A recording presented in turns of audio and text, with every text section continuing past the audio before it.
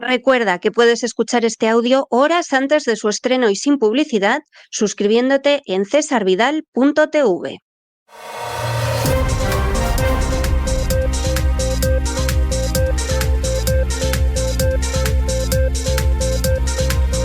Las noticias del día.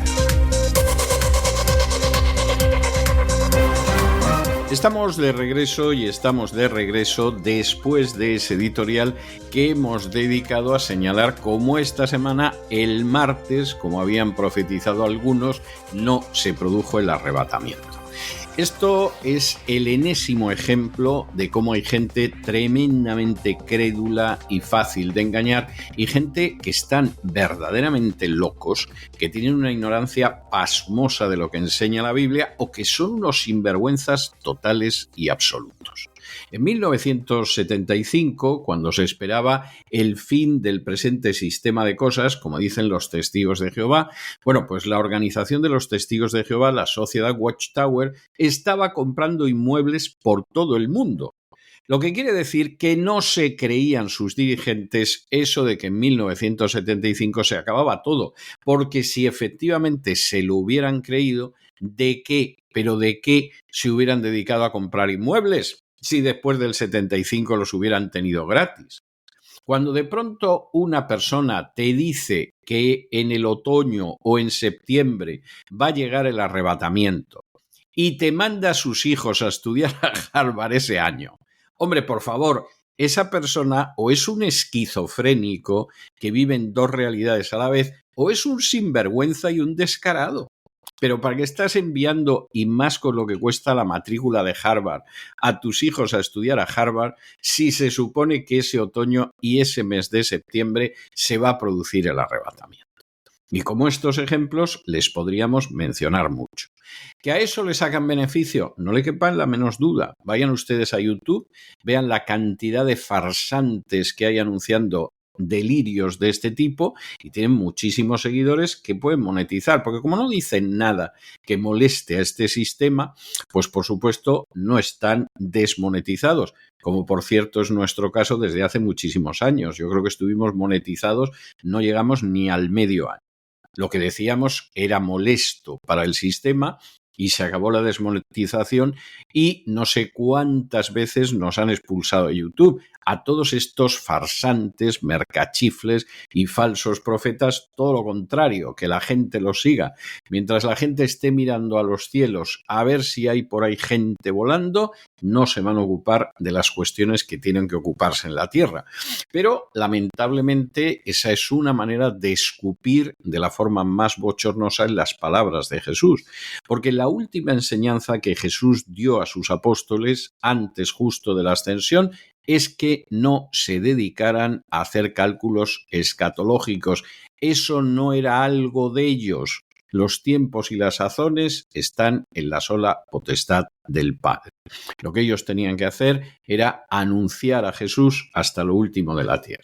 Pues en vez de hacer eso, a anunciar las majaderías de las lunas de sangre, las estupideces del sionismo que ha utilizado al dispensacionalismo durante décadas o los anuncios más estúpidos que se puedan imaginar, que como ya saben ustedes, no se cumplen jamás. Y en fin, el que los sigue o es muy ignorante o es muy tonto o lo que sucede es que saca algún beneficio. Pero de eso hablábamos en nuestro editorial y tenemos ya que entrar en el boletín y como siempre tenemos que entrar en el boletín empezando por el segmento de España. Y empezamos con ese caso de corrupción que algunos deciden llamar el caso Coldo, porque resulta que en estos momentos se están investigando las cuentas corrientes de las hermanas Pardo de Vera. Para aquella gente que no viva en España y que se esté preguntando quiénes son las hermanas Pardo de Vera, porque esto suena así muy raro, pues las hermanas Pardo de Vera, una de ellas fue presidente de Adif Isabel Pardo de Vera, y la otra de las hermanas, que seguramente para la mayoría de la gente es más conocida, se llama Ana, es periodista y es directiva del Medio Público, que es un medio que siempre ha estado situado muy a la izquierda. Una izquierda caviar, O sea, tampoco crean ustedes que es una izquierda clásica y revolucionaria, ¿no? La izquierda globalista, demagoga y caviar. Quien ahora se dirige a ustedes está convencido de que las hermanas Pardo de Vera, que en fin tenían su trabajo de toda la vida, deben de estar arrepintiéndose hasta la médula de haber aceptado los ofrecimientos de Pedro Sánchez para ubicarse en primera línea, una presidiendo Adif y la otra presidiendo una de las líneas de defensa de este gobierno más encarnizadas que existen. Estamos muy convencidos de ello, que efectivamente en un momento determinado pensaron que les había tocado la lotería y resulta que más que tocarles la lotería lo que les está cayendo es el gordo. Porque claro, en el caso sobre todo de la que fue presidenta de Adif, resulta que aquí hay indicios bastante claros de al menos 5 delitos, entre ellos el de cohecho y el de organización criminal. ¿Por qué? Pues hombre, porque supuestamente habría facilitado contratos que son esos contratos públicos de los que se acaba pillando cacho o se acaba sacando dinero. Y aquí, efectivamente, pues gente en el organigrama del Partido Socialista solo tenía que hablar con Isabel Pardo de Vera, y Isabel Pardo de Vera, que era muy obediente y muy sumisa, y sobre todo era la presidente de Adif, inmediatamente impulsaba esta situación. Evidentemente, esta es una situación tremenda. La UCO vincula precisamente a la presidenta de Adif con estas situaciones, pero claro, en el caso de su hermana Ana, pues es que se da la circunstancia de que comparten cuentas. Y claro, puede ser perfectamente, y decimos esto sin ironía, puede ser perfectamente que cuentas de la antigua presidente de Adif, su hermana, estuviera no porque comparta beneficios o porque reciba una tajada de la corrupción o cosa parecida, sino simplemente porque hay mucha gente que tiene a un familiar en su cuenta corriente por el supuesto de que se produzca un fallecimiento. Y entonces, para evitar que en un momento determinado te caiga Hacienda encima, te cobre sucesiones, etcétera, etcétera, bueno, pues la cuenta, como tú estás también, sigues disponiendo de ella, sigues disponiendo de ese dinero y no tienes que dejar que te roben los buscabonus de la agencia tributaria. Y entonces puede darse perfectamente la circunstancia de que Ana Pardo de Vera no tuviera la menor noticia de lo que hacía su hermana, aunque constara también como titular en esas cuentas. Eso es algo que ha sucedido. Hay otros casos, por ejemplo, no es el caso de las hermanas Pardo de Vera, pero sí de otra gente que, por ejemplo, los bancos a sus empleados les daban un poquito más de interés que a la gente a la que roban por los servicios habitualmente, a los clientes. Entonces, había empleados de banca que tenían a familiares en cuentas conjuntas, pues hombre, para que a los familiares les dieran alguna pesetilla más, de la época en que había pesetas, y eso no quiere decir que tuvieran la menor idea del dinero que circulaba, del origen del dinero, sino cosa parecida. Aquí, evidentemente, sí que hay indicios muy notables de que Isabel Pardo de Vera ha podido estar implicada en delitos muy graves que además desarrolló en el ejercicio de su cargo, mientras que en el caso de Ana Pardo de Vera, pues esto no es algo tan evidente ni mucho menos. Puede que sí, puede que no, y en cualquier caso, para imputarla habrá que probar que efectivamente, bueno, pues hay indicios de que conocía lo que pasaba, de que hay indicios de que conocía que eso era fruto de la corrupción, etcétera, etcétera, etcétera. En fin, analizamos estas y otras noticias que les afectan a ustedes con la ayuda absolutamente indispensable de María Durán. María, muy buenas noches. Muy feliz viernes, César, para ti, para los oyentes, para todo nuestro equipo. Qué cortas se me hacen las semanas, tengo que decirte, desde que hemos vuelto con la voz, ya despedimos otra. Y lo tenemos que hacer hablando del caso Koldo, porque hay hoy muchas novedades y que implican a personajes y personajillos de los que siempre tuvimos sospechas. Les cuento a los oyentes que la Unidad Central Operativa de la Guardia Civil, la UCO, ha remitido a la Audiencia Nacional un extenso informe patrimonial sobre la expresidenta de Adif, ya saben, Isabel Pardo de Vera, y el exdirector general de Carreteras, Javier Herrero.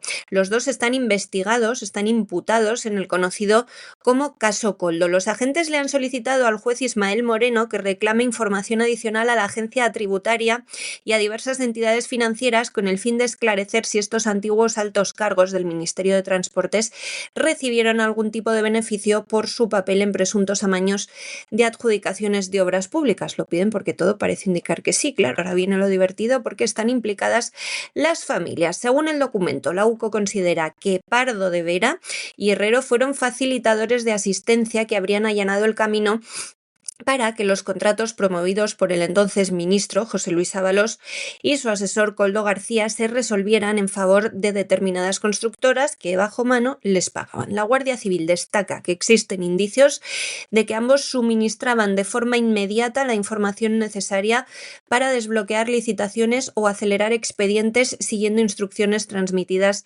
por Koldo García. El mismo informe incluye una relación detallada de los productos financieros de la expresidenta de Adif, entre los que figuran 4 cuentas en la banca, todas ellas activas, 3 son de ahorro, 2 a su nombre y una compartida con su hermana Ana, actual directiva del diario de ultraizquierda Público. Es esta periodista que ha estado tan violenta en tantas ocasiones con periodistas conservadores que no le gustaban, a los que ha agredido, a los que ha llamado gorila a alguno porque es negro, a los que ha lanzado micrófonos, en fin, y esta que defendía con insultos y con amenazas en las televisiones la integridad de su hermana es la que ahora se ve también señalada en una cuenta por la UCO. La cuarta cuenta corriente familiar, la ex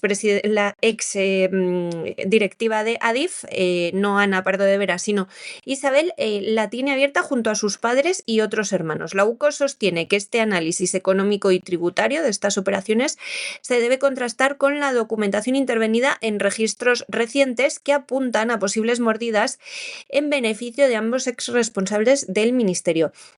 También es de no ser muy listo, tengo que decir yo, si vas a robar, abrirte una cuenta con tu hermano o tu hermana, porque acabas generándole un lío. Pero bueno, en sede judicial, Isabel Pardo de Vera ya negó cualquier implicación en los amaños y aseguró que las presiones de Koldo García nunca condicionaron adjudicaciones, pero esta es la misma señora a la que Koldo le mandó fotos de Jessica en picardías y luego la contrató. Sin embargo, los investigadores han recopilado grabaciones y comunicaciones que muestran la insistencia del asesor en que Adif favoreciera a determinadas empresas. En una conversación de noviembre de 2020, Koldo García le llega a pedir a Pardo de Vera una adjudicación para Levantina Ingeniería y Construcción. Aunque en un primer momento ella se resiste, semanas después la compañía fue propuesta como adjudicataria de una obra de emergencia en Asturias por casi 600.000 euros. Las mismas pesquisas también señalan que tras la pérdida de una licitación en Extremadura, la trama habría compensado su descontento con un contrato de 146 millones de euros en Murcia, autorizado de nuevo bajo la presidencia de Pardo de Vera en Adif. La Guardia Civil sostiene que los consejos de administración que avalaron esos contratos fueron firmados por ella y que podrían haber sido alterados para beneficiar a empresas vinculadas a la red investigada en el caso Koldo. Durante un registro en la vivienda de Isabel Pardo de Vera, la UCO encontró además documentación relativa al suministro de 5 millones de mascarillas adquiridas por Adif al inicio de la pandemia a Soluciones de Gestión, la empresa bajo sospecha en el caso Koldo y para la que intermediaba el empresario Víctor de Aldama. La expresidenta de Adif está también imputada por la contratación en Ineco de Jessica, la novia prostituta de Ábalos. Según los investigadores, colaboró en facilitarle una salida a través de una empresa pública tras la finalización de su primer contrato para ese que la seleccionó en ropa interior. El juez imputa a Pardo de Vera hasta 5 delitos, entre ellos organización criminal y cohecho. Pese a la gravedad de las acusaciones, hay que decir que su hermana, Ana Pardo de Vera, ha defendido, lógicamente, y en reiteradas ocasiones, pues la inocencia de su hermana, lógicamente, pero parece ser que los indicios apuntan a que no eran tan inocentes. Y les cuento también del caso Koldo, antes de terminar, que las acusaciones populares del caso Begoña Gómez han pedido al juez que conserve los correos electrónicos de la mujer del presidente del gobierno y de su asistente en Moncloa, Cristina Álvarez. El juez que instruye esta causa, que es el juez Juan Carlos Peinado, tiene que elevar la petición a Google, gestora de Gmail, para bloquearle la cuenta, para evitar así que se eliminen estos emails que se están investigando. Por si quedase alguno que no está todavía en poder de la UCO, hay un precedente que es el de Álvaro García Ortiz, el fiscal general del Estado. La UCO trató de localizar los mensajes del fiscal general de Pedro Sánchez y se encontró con que había desactivado para siempre su cuenta de Gmail. Para que esto mismo no pase, pues las acusaciones, entre las que están agrupaciones ciudadanas y civiles como Hazte Oír, han pedido que se bloquee el email y así no se puedan borrar ningún tipo de datos. La segunda noticia que les vamos a contar es una noticia escalofriante, pero que demuestra cómo aquello que aparecía en las páginas del Financial Times cuando denominaba a la Agencia Tributaria Española como grupo de ladrones no estaba ni mucho menos equivocado. Hacienda se ha visto obligada a devolver 1.112 millones de euros por cobros indebidos. 1.112 millones de euros. Se dice pronto, Se dice pronto. ¿Por qué ha pasado esto? Hombre, pues muy sencillo, porque se da la circunstancia de que las reclamaciones se han disparado un 30%. ¿Y por qué se han disparado un 30%? Pues por la sencillísima razón de que la gente se va hartando de que la roban. Muchos de los robos que practican los buscabonus son robos concebidos tan astutamente que la gente se deja robar. Por ejemplo, sanciones que son absolutamente falsas, que no tienen ninguna base legal, pero que están por debajo de los 1.000 euros. Y cuando de pronto a ese contribuyente al que ya le han robado de manera legal más de la mitad de lo que gana, le llegan con una sanción de 700, 800, 900 euros más, pues en muchos casos llega a la conclusión de que es mejor dejarse robar que meterse en pleitos, que a saber lo que va a suceder, si luego los van a represaliar, etcétera, etcétera. Con lo cual, claro, el Ministerio de Hacienda cada vez recauda más, fundamentalmente porque cada vez roba más. Y porque los buscabonus, que es gente que no tiene la menor moral y que no son nada más que un atajo de ladrones y prevaricadores corruptos, evidentemente no tiene el menor empacho en robar a sus conciudadanos. Es así. Bueno, la gente que eran capos en los campos de exterminio nazis tampoco tenían ningún problema a la hora de dar palizas a los otros presos. A fin de cuentas, ellos estaban arriba. Esa es la situación. ¿Qué pasa? Pues hombre, que en última instancia la gente llega a un momento en que se harta, porque el grado del robo es más allá de lo que pueden soportar. Y van a juicio y ganan más de la mitad de los casos. Imagínense ustedes si todos reclamaran qué es lo que tendrían que hacer. Bueno, pues primero no les sería tan fácil a los buscabonus desarrollar su labor de expolio y latrocinio sistemática. Hacienda tendría que devolver mucho más dinero y se pensarían este tipo de cosas. Mientras en España no se supriman los bonus de los buscabonus, a los contribuyentes los seguirán robando de una manera absolutamente repetitiva. Quien ahora se dirige a ustedes tiene que decir que se siente muy orgulloso de haber sido de los primeros que habló contra los bonus de los buscabonus con un coste personal elevadísimo, pero efectivamente lo hizo hace muchos años cuando nadie, absolutamente nadie, quería hablar de ello. Y claro, esto es como la gota que va cayendo sobre el brocal. Al principio es una gota, pero si la gota persiste, llega un momento en que la piedra acaba horadada y ya si empiezan a caer otras gotas, ni les contamos. De hecho, en los últimos meses ya están apareciendo asociaciones de damnificados por la agencia tributaria que entre sus metas tienen la desaparición de los bonus. Y el día que se consiga eso, bueno, en España es que ni se lo van a creer. Porque si piensan ustedes que los funcionarios de Hacienda van a trabajar extra como ahora, robando al contribuyente sin bonus, es que no conocen a los funcionarios españoles. Por cierto, todo esto efectivamente tiene unas consecuencias para España terroríficas. No solo porque se roba miserablemente a la gente y a las empresas, y en muchos casos se acaba arrojando a esa gente al desempleo o a la empresa a su destrucción, sino porque España no puede competir fiscalmente, está a la cola en las listas de la competitividad fiscal. Ahora mismo, de los 38 países de la OCDE, el 33 es España. Háganse ustedes idea de lo que eso significa, pues un desastre. Hombre, para la gente que vive de esto, para las castas privilegiadas, para los que necesitan un cuerpo de ladrones, que son los buscabonus, a fin de seguir viviendo del prójimo, esto es maravilloso. Este es el sistema ideal. ¿De qué iban a vivir sin trabajar simplemente por el hecho de que son feministas o son homosexuales o son cualquiera de estas categorías? Imposible. Pero para aquella gente que tiene que sacar a sus familias adelante, bueno, esto es una desgracia de dimensiones tremendas. Y para la nación como tal, verdaderamente una plaga bíblica.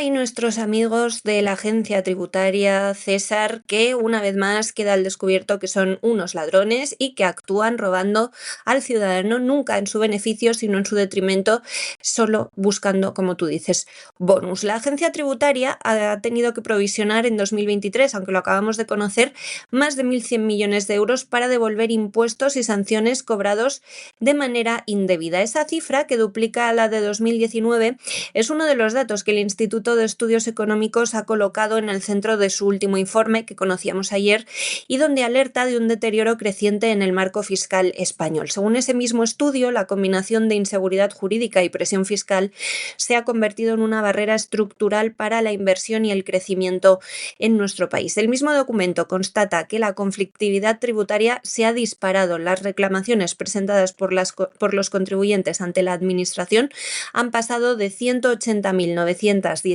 en 2019 a 239.177 en 2023. Es un incremento superior al 30% en apenas 4 años. Curiosamente, desde que gobierna el Partido Socialista y desde que María Jesús Montero, buscabonus jefe, es la cabeza visible de Hacienda. Pese a la capacidad de resolución de los tribunales económico-administrativos, también es cierto que cerca de la mitad de los casos terminan dando la razón a los contribuyentes, lo que revela fallos significativos en la aplicación de las normas fiscales. Todo esto se produce en un contexto de recaudación récord, de la que ya les hemos hablado aquí porque conocimos los datos justo antes del verano. En 2024 los ingresos tributarios ascendieron a 294.734 millones de euros, un 8,4% más que el año anterior. Para el IEE se trata de una paradoja, porque nunca se han ingresado tantos recursos y, sin embargo, la conflictividad aumenta, la economía sumergida crece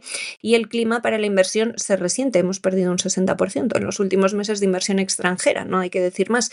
Los indicadores internacionales confirman esta percepción. En el índice de competitividad fiscal, España ocupa el puesto 33 de los 38 países de la OCDE. Está penalizada por esa estructura impositiva tan compleja y gravosa que soportamos los españoles. La persistencia de tributos, impuestos como el de patrimonio o sucesiones, que son inusuales en otros países del entorno porque cobran 2 y hasta 3 veces por lo mismo, se suma a una base estrecha de IVA que obliga a mantener tipos elevados y a un IRPF que tiene tramos marginales que en varias comunidades superan el 45% e incluso el 50%. O sea, hay personas a las que el 1 de mes ya les ha robado el Estado más de la mitad de su sueldo. El informe dedica espacio a varios casos que ilustran esta inseguridad jurídica. Habla de la llamada popularmente Ley Beckham, que fue diseñada para atraer talento internacional, pero que ha terminado cuestionada por la propia Administración, ya que abrió inspecciones y procesos contra beneficiarios con certificados válidos. Otra ley, la de startups, ha acumulado retrasos en su reglamento y así ha dejado a miles de solicitantes en un vacío legal durante meses. El sector de las renovables, por su parte, sufrió cambios retroactivos en la tributación en las inversiones, lo que provoca decenas de litigios internacionales, los ha provocado, y un notable daño reputacional para España como destino inversor. El impacto económico es muy claro, aunque los fondos europeos han dado cierto respiro, la inversión privada en 2024 se situó un 3,5% por debajo de los niveles de 2019. La inversión extranjera directa alcanzó 36.800 millones, lejos del récord de 54.800 millones registrado en 2018. O sea, desde que gobierna Sánchez y de su mano María Jesús Montero en Hacienda, la inversión extranjera no para de caer en nuestro país. Por otro lado, el índice de libertad económica 2025 refleja también este retroceso, esta persecución que nos hace a los contribuyentes nuestro propio gobierno. La puntuación española en materia de carga fiscal cae a 57,7 puntos frente a los 62,3 de 2019. El instituto también subraya que la no deflactación del IRPF ha supuesto un incremento real de más del 40% en los tipos efectivos, a lo que se añaden casi un centenar de subidas de impuestos y cotizaciones en los últimos 5 años, 91 en concreto. Sánchez nos ha subido o creado 91 impuestos desde que está en Moncloa. Ante este panorama, el instituto reclama reformas urgentes, propone simplificar y estabilizar el marco tributario, reducir la conflictividad con una administración más orientada a facilitar el cumplimiento y acercar la presión fiscal a la media de los países competidores. Dice el informe que si pagar muchos más impuestos ya es un obstáculo para la libertad económica, peor aún es hacerlo en un entorno impredecible y cambiante. Nos vamos a Hispanoamérica y nos vamos a Hispanoamérica con un caso que verdaderamente ha abierto heridas por la forma, hay que decir que lamentablemente muy incapaz, que demuestran algunas sociedades de asumir su pasado. ¿De qué se trata? Bueno, seguramente si yo les comento el nombre de una señora que se llama Bernarda Rosalba Vera Contardo, a ustedes esto no les sonará de nada. La tal Bernarda seguro que no la identifican ni a tiros. Pero claro, para aquellos que vivieron la dictadura militar de Pinochet, el golpe de 1973, la represión inmediata, que fue durísima y se llevó por delante a miles de personas, pues Bernarda Rosalba Vera Contardo era un referente. Para algunos un referente muy malo, porque ella era militante del MIR, con lo cual para muchos hay que identificarla con una terrorista de izquierdas, y para otros una héroe porque Bernarda Rosalba Vera Contardo fue de las personas que supuestamente fueron desaparecidas por las fuerzas represivas del general Pinochet y asesinadas. Y efectivamente, pues de esos casos que resultan absolutamente controvertidos. Pero mira tú por dónde la justicia chilena está investigando en estos momentos si Bernarda Rosalba Vera Contardo no está viva, es decir, que si la desaparecieron y la fusilaron, desde luego la debieron de fusilar muy mal, porque supuestamente estaría viva con 79 años de edad y viviendo en Miramar, Argentina.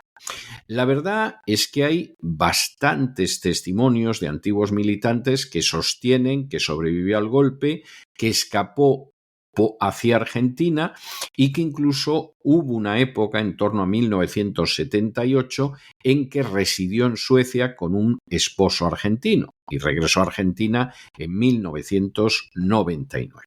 Y aquí, efectivamente, se produce una situación muy delicada para algunos, porque efectivamente esta señora era una terrorista y algunos seguramente estará lamentando que esta antigua militante del movimiento de izquierda revolucionaria no desapareciera de la faz de la tierra en 1973, y para otros porque efectivamente la idea de reivindicar sobre todo a los desaparecidos de la dictadura sin al mismo tiempo hacer un juicio sobre el otro bando resulta inaceptable. Y más cuando hay un plan nacional de búsqueda del presidente de Chile, de Boric, que pretende seguir utilizando esta situación. Guste o no guste, pero aquí hay que reconocer que los pueblos hispanos tienen una enorme incapacidad para analizar su historia. Fíjense ustedes que todavía hay majaderos que cuando alguien cuenta lo que fue la explotación colonial de las Américas por el Imperio Español, te acusan de negro legendario y dicen eso de leyenda negra, leyenda negra. Pues fíjense, si hay gente que es incapaz de asumir la historia de hace 500 años, imagínense la historia de hace solo unas décadas. Es una historia que se manipula, en la que nadie quiere ver los horrores de unos y de otros, ni tampoco aprender de los horrores de unos y de otros, sino que forzosamente se toma partido por un bando o por otro y se sigue manteniendo abiertas unas heridas que una sociedad más sana que la sociedad argentina o la chilena o la española, desde luego habría cerrado hace muchísimo tiempo. Claro, pues esto es así y al final ciertas sociedades van como van. Y en fin, si al final esta señora está viva, pues salvó la vida en una situación terrible de represión que le costó la vida a miles de personas. La justicia chilena ha reabierto un caso que parecía cerrado desde hace medio siglo, el de Bernarda Rosalba Vera Contardo, militante del movimiento de izquierda revolucionaria, el MIR, y profesora de educación básica que figuraba en todos los registros oficiales como fusilada a los 27 años tras el golpe de Augusto Pinochet en Chile. Hoy, sin embargo, la versión oficial se tambalea después de que una investigación periodística de un medio local chileno señalara que esta exterrorista podría estar viva y residiendo en Miramar, una localidad costera de la provincia de Buenos Aires, en Argentina. Vera aparecía en los archivos del Museo de la Memoria de Chile como ejecutada el 10 de octubre de 1973 en el puente Tolten, y el informe Rating la incluía entre los detenidos desaparecidos. Su nombre fue uno de los utilizados por la ultraizquierda para convertirlo en símbolo contra la represión pinochetista. Pero en septiembre, hace unos poquitos días, a finales de septiembre, un reportaje de Chilevisión mostraba imágenes de una mujer de 79 años en Miramar, cuyo documento de identidad argentino compartía la misma fecha de nacimiento de esta mujer, de Vera, el 4 de febrero, aunque con una diferencia, eso sí, de 3 años. La investigación fue más allá. Aquí viene la clave. Uno de los hijos de la mujer, Maximiliano, admitía a este equipo de periodistas, aunque fuera de cámara, que su madre es efectivamente Bernarda Vera. Ella, por su parte, rehusó hablar con la prensa. Seguramente han visto las imágenes, el vídeo está colgado en X. Ante ese Twitter, evita a los periodistas a la entrada de su casa, no les contesta, pero en ningún momento niega que sea esa su verdadera identidad. El relato oficial de su muerte sostenía hasta ahora que había sido detenida y ejecutada el 10 de octubre de 1973 en la comuna de Panguipulli, en la región de Los Lagos, acusada de participar en un ataque al retén de Neltume. A su familia se le comunicó que había sido condenada a muerte y su nombre, por tanto, fue inscrito como víctima de la dictadura. Sin embargo, testimonios recogidos por antiguos militantes del MIR ofrecían otra versión, que consiguió escapar en plena persecución atravesando bosques y cruzando la cordillera hacia Argentina. Uno de esos testimonios es el de José Manuel Bravo, un escritor que relató en un libro, De Carranco a Carrán, cómo un grupo reducido de militantes, entre ellos esta mujer apodada Anita, logró huir a territorio argentino. Esa Anita era en realidad Bernarda Vera. Incluso existen registros en Suecia que refuerzan esta hipótesis. En 1978, una mujer con su perfil llegó al país acompañada de su marido argentino y de un hijo, obteniendo visado y residencia. Años después, en 1999, habría regresado a Argentina, donde se estableció definitivamente. Este hallazgo periodístico ha obligado a la justicia chilena a actuar. El juez de derechos humanos Álvaro Mesa ha abierto diligencias para confirmar la identidad de esta mujer de Miramar. El propio ministro de Justicia y Seguridad, Luis Cordero, ha pedido cautela, reconociendo que los indicios son plausibles, pero recordando que aún ellos no cuentan con pruebas concluyentes más allá de los testimonios que han recabado estos periodistas. El caso aquí nos suena muy ajeno, pero en Chile está verdaderamente siendo central en la vida política del país. Este caso no solo remueve heridas históricas, también tensiona al actual gobierno de Gabriel Boric, que al estilo del gobierno socialista en España tiene una especie de plan de memoria democrática, ellos lo llaman Plan Nacional de Búsqueda, para esclarecer la muerte o suerte de 1.162 personas que están desaparecidas desde la dictadura, que se ve, claro, directamente cuestionado porque todo indica que sus datos no son muy verídicos.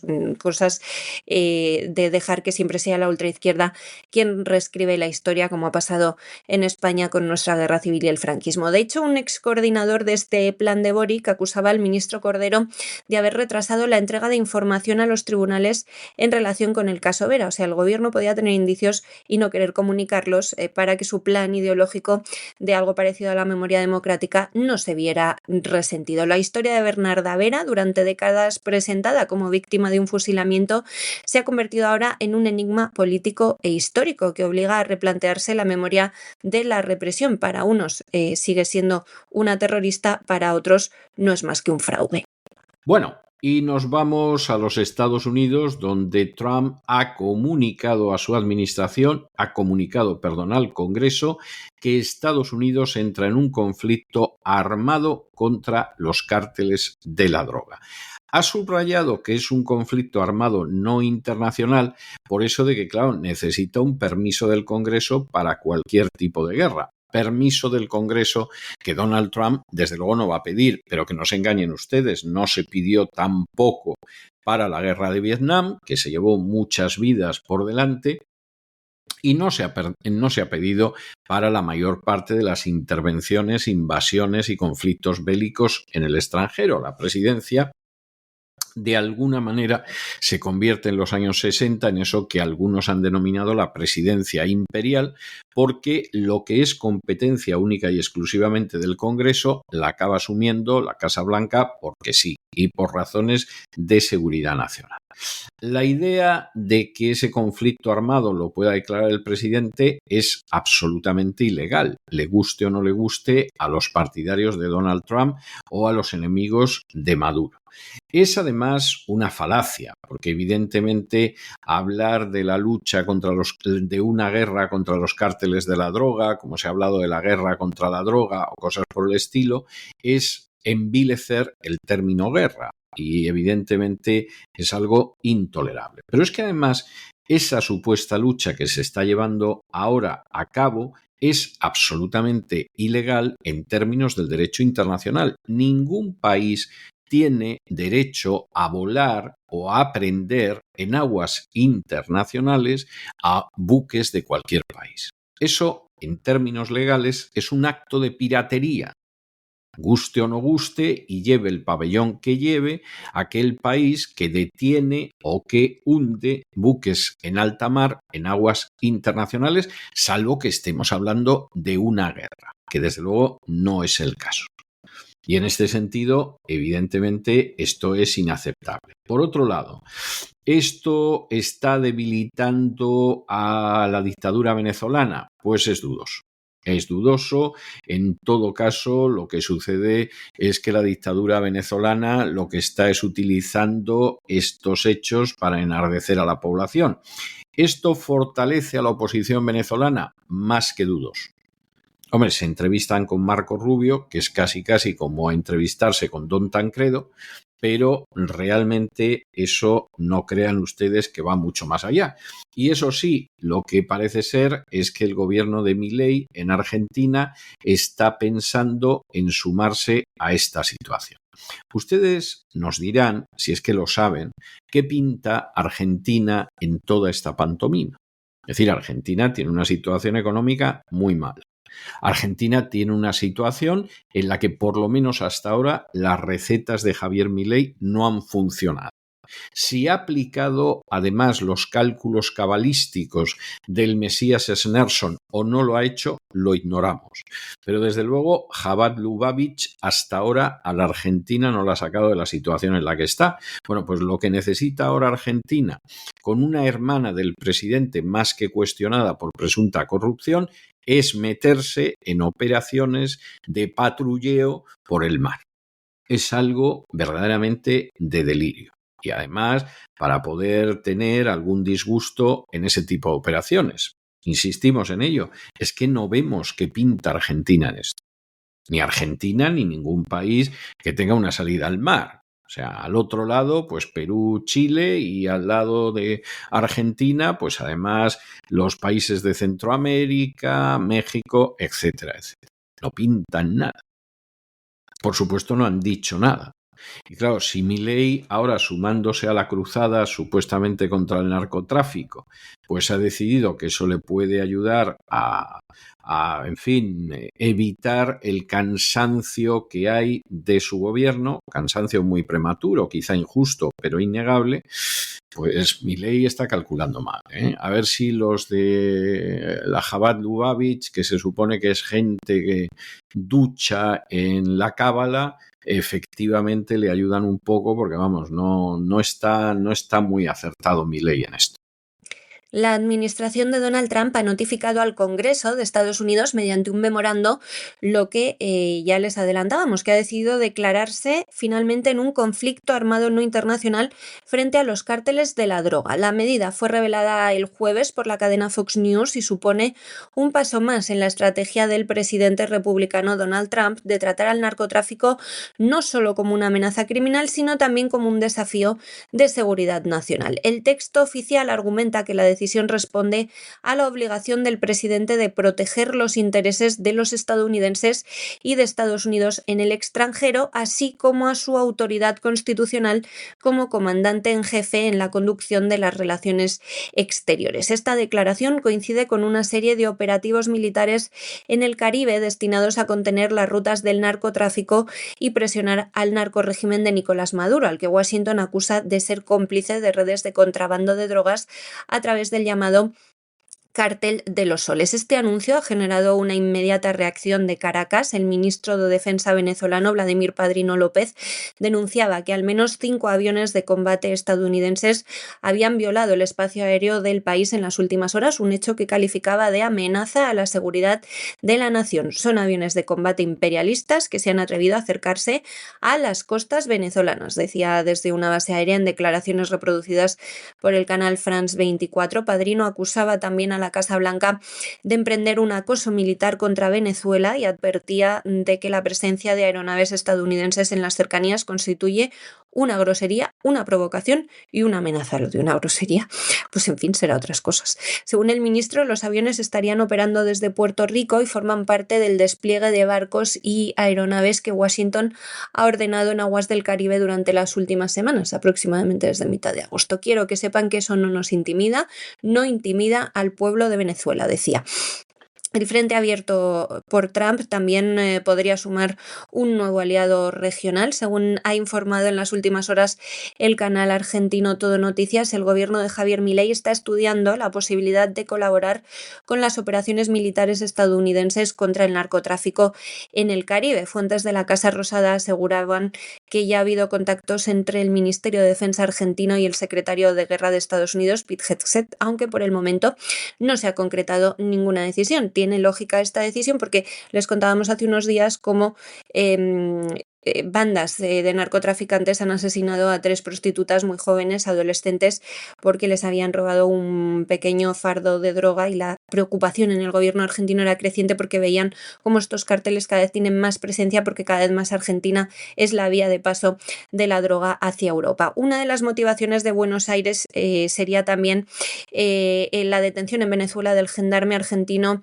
Nahuel Gallo, que está encarcelado como preso político desde diciembre del año pasado. Aquí recuerdo que les contamos ese caso. Las gestiones diplomáticas para lograr su liberación tampoco han dado frutos hasta ahora, y la eventual cooperación militar con Washington podría servir de palanca en la negociación. Decía también este canal, Venezuela tiene detenido al gendarme Gallo, tenemos varias razones para hacerlo. Contaban que era lo que habían señalado varias fuentes del Ejecutivo. Y nos vamos de Hispanoamérica al mundo, a la información internacional, y aquí tenemos otra acción ilegal en aguas internacionales, en este caso la protagoniza Israel, que ha interceptado al Marinette, que era la última embarcación de la flotilla que intentaba llegar a Gaza. Bueno, este era el último barco y, por supuesto, como a Israel el derecho internacional le suele importar bastante poco, no vamos a decir que nada, porque a veces lo invoca, sobre todo en beneficio propio. Bueno, pues en aguas internacionales detiene un barco, lo cual, en términos de la legislación del derecho público internacional, es un acto de piratería. Ha detenido a los que iban, se los ha llevado al puerto de Asdod, los ha pasado luego a una prisión en Beerseba y tiene la intención de mandarlos a Madrid y a Londres. Bueno, hay que decir que en este sentido la verdad es que se han portado mucho mejor que con los palestinos a los que detienen. Suponemos que a estos pues no los van a torturar, por ejemplo. Pero claro, esto no tiene ningún tipo de defensa jurídica. Digan lo que digan. Y que Netanyahu diga que los que iban en el barco eran terroristas internacionales y que el ministro de Defensa, Katz, aparezca hablando de una amenaza inminente, hombre, vamos a ver, no seamos ridículos. O sea, ni de lejos eso es una amenaza inminente. O sea, la flotilla, pues pensar de ella lo que quieras, puedes pensar que como jugada propagandística puede hacer daño a la imagen bastante deteriorada en los últimos tiempos de Israel, pero una amenaza inminente no lo es, porque no era una embarcación que llevara armas, ni que estuvieran armados, ni cosa por el estilo. O sea, esto es algo, en ese sentido, bastante claro. En Europa, hombre, pues en Europa están intentando salvar la cara de que se produzca una violación del derecho del mar y entonces, pues claro, prometen asistencia consular a los detenidos. ¿Qué remedio? Hasta Giorgia Meloni, que es una de las ultimísimas políticas que se resiste a reconocer al Estado palestino, pues ha dicho que tiene que dar asistencia consular a los italianos detenidos. Hay manifestaciones diversas, en algunos casos bastante violentas, pero se mire como se mire, primero por parte de los de la flotilla, más allá del elemento propagandístico, esto se asemeja bastante a la patochada. Y por parte del Estado de Israel, pues es intolerable. Pero insistimos, desgraciadamente el Estado de Israel no suele hacer jamás caso ni manifestar la más mínima obediencia al derecho internacional cuando considera que el derecho internacional pues le obliga a actuar de una manera que no le conviene, lo cual es verdaderamente terrible. Se llama la ley de la selva. En este caso, suponemos que del mar selvático. Bueno, ayer despedíamos el programa sin saber cuántos barcos quedaban todavía paseándose por cerquita de Gaza. Resulta que ya no queda ninguno, podemos confirmarlo. A pocas horas de atracar en el puerto chipriota de Larnaca, el Marinette, uno de los barcos de la Global Summit Flotilla Walk de Colau y Greta, fue interceptado en aguas internacionales por la Marina israelí. Esta embarcación transportaba a 21 tripulantes y pretendía llegar a la Franja de Gaza. Quedó bajo control militar poco después de transmitir en directo unas imágenes en las que un soldado israelí golpeaba la cámara antes de cortar la señal. Según confirmaba el ministro de Exteriores de Italia, Antonio Tajani, el gobierno de Benjamín Netanyahu se plantea deportar a todos los miembros de la flotilla en 2 vuelos charter con destino inicial a Madrid y Londres. Tajani explicaba ante el Parlamento italiano que entre los cientos de activistas detenidos desde el miércoles figuran al menos 40 ciudadanos italianos trasladados primero al puerto de Asdod y luego a una prisión en Berseba. La Embajada de Italia va a comenzar las visitas consulares este mismo viernes. Las va a retomar después del Sabbat. La primera ministra italiana, Giorgia Meloni, también hablaba desde Copenhague, prometiendo apoyo a los ciudadanos italianos detenidos, aunque vino a decir que lo que había que hacer era protegerlos de sí mismos por idiotas. Matizó que estas flotillas no aportan beneficio alguno al pueblo palestino y dan muchos problemas a los países de origen. Desde Chipre, el portavoz gubernamental Konstantinos Letimbiotis confirmaba que el Marinette había solicitado atracar en Larnaca, alegando necesidades humanitarias y de reabastecimiento, una solicitud que fue tramitada conforme a la ley marítima internacional. Sin embargo, el barco nunca llegó a puerto porque lo abordaron antes los soldados israelíes en aguas internacionales. Fue interceptado por Israel, en lo que las autoridades chipriotas han considerado un operativo que escapa a su jurisdicción. Hombre, estaría bueno que tengan que ir los chipriotas a pelearse con el ejército de Israel. El Marinette no ha sido el único objetivo. Ya saben que la Global Summit Flotilla, la flotilla Walk, estaba compuesta por 43 embarcaciones y fue interceptada casi al completo durante la festividad judía de Yom Kippur, hace 2 noches, con la detención de casi todos sus participantes. Además, otra expedición que partió recientemente desde Italia con 8 veleros y un buque de pasajeros bajo el nombre de Freedom Flotilla y Susan Matlin to Gaza lleva a 90 personas, entre ellas activistas y figuras públicas, que que aseguran que su objetivo es únicamente entregar ayuda humanitaria a los civiles de Gaza. Varias organizaciones humanitarias, incluso la Iglesia, se han ofrecido a recoger la ayuda en algún puerto autorizado por Israel y distribuirla en Gaza, pero estas flotillas woke pues tienen un interés en estarnos generando problemas y espectáculos a todos los ciudadanos, que al final tenemos que gastar dinero en que los rescaten, porque enviar un buque de la Armada ha costado 1 millón de euros, por cierto, para escoltar a 2 etarras. Entre los activistas españoles de la flotilla woke de Greta iban 2 etarras condenados. El gobierno israelí, por su parte, sostiene una versión distinta. El primer ministro, Benjamín Netanyahu, felicitaba públicamente al ejército por neutralizar, decía, la flotilla, calificaba a los activistas de terroristas internacionales. Hombre, pues no, son unos perroflautas sin oficio ni beneficio, y enmarcaba la operación dentro de lo que describía como un esfuerzo para frenar la campaña de deslegitimación contra Israel. Su ministro de Defensa, Israel Katz, también defendía la actuación de sus fuerzas armadas, aseguraba que las embarcaciones representaban una amenaza inminente para la seguridad del país. Yo es que de verdad que les hubiera dejado llegar a Gaza y ahí se las apañaran, no volvía ni uno. Las reacciones internacionales no se han hecho esperar. En ciudades europeas ya les conté que iba a haber manifestaciones. En Barcelona miles de personas se manifestaron en solidaridad con los activistas detenidos, ondeando banderas palestinas y reclamando el fin del bloqueo sobre Gaza. Organizaciones de derechos humanos, lógicamente, han denunciado las operaciones israelíes. En Madrid también se manifestaban ayer durante la mañana y durante la tarde muchas personas, había varios miles, yo calculo por las imágenes que he estado viendo que quizá unas 5.000, por el fin de la guerra en Gaza y por la libertad de los activistas woke de la flotilla. Hubo incidentes violentos en Madrid, se agredió a periodistas y se agredió a policías, y Podemos va a encabezar mañana sábado nuevas manifestaciones por toda la geografía española. Importantes serán, lógicamente, porque Podemos no cuenta ya con mucha base electoral, la de Madrid y la de Barcelona. En Madrid se esperan disturbios. El dispositivo, desde luego, va a volver a ser amplio. Bueno, y concluimos nuestro boletín en este segmento internacional yéndonos a Washington, a Estados Unidos. Ustedes saben, lo ha explicado muy bien don Lorenzo Ramírez, que se ha producido el cierre de la administración americana. Esto ha pasado en otras ocasiones. No cunde el pánico nunca, porque bueno, los funcionarios que están sin trabajar unos días, después les pagan religiosamente hasta el último dólar que hubieran podido ganar, de manera que, en fin, a veces es muy pesado porque tardan meses, pero en principio siempre acaban cobrando. Pero Donald Trump parece que está aprovechando el cierre, el shutdown, como dicen aquí, como una manera de recortar el gasto. De momento, aquí se han suspendido o cancelado unos 26.000 millones de dólares que ya estaban aprobados, que no es verdaderamente ninguna futesa.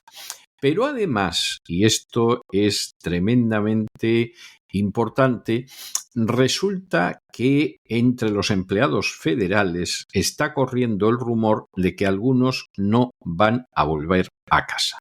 Y aquí, efectivamente, esta gente ahora está suspendida sin sueldo, se les pagará en su momento lo que haya que pagar, pero Donald Trump podría utilizar la ocasión para reducir una administración que es elefantiásica.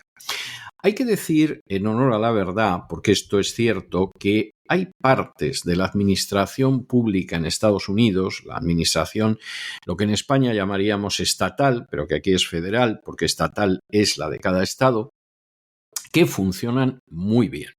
Por ejemplo, el servicio de correos, yo no conozco un servicio de correos igual en todo el mundo.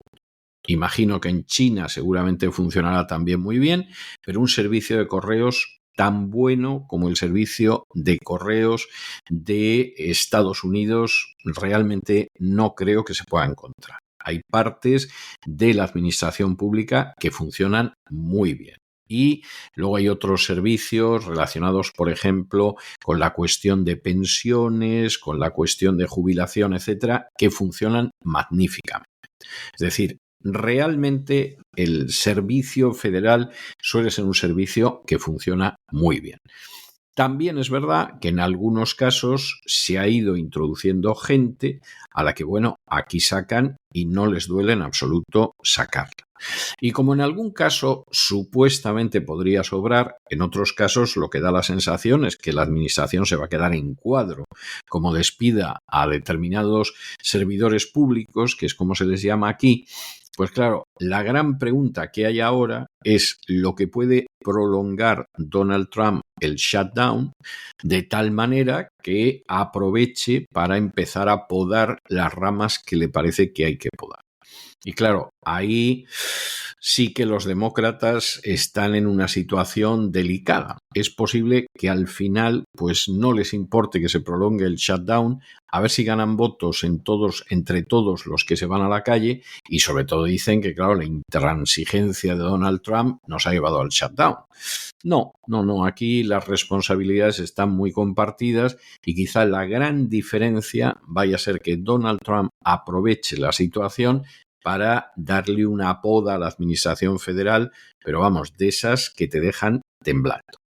Y volvemos a Trump y a contarles cómo está esa situación que les adelantábamos ayer, que comenzaba el miércoles, el cierre parcial del gobierno de los Estados Unidos, iniciado tras el fracaso de un acuerdo presupuestario en el Congreso y que se ha convertido en un escaparate de la estrategia del presidente Trump para reconfigurar el papel del Estado y reducir el gasto público. Lejos de presentarlo como un fracaso de gobernabilidad, la Casa Blanca lo utiliza como una oportunidad para aplicar recortes y revisar programas que considera innecesarios o excesivamente costosos. También, sobre todo, para despedir a funcionarios que le parece que sobran muchos. Ya ha echado, desde que Trump volvió a la Casa Blanca, más de 200.000.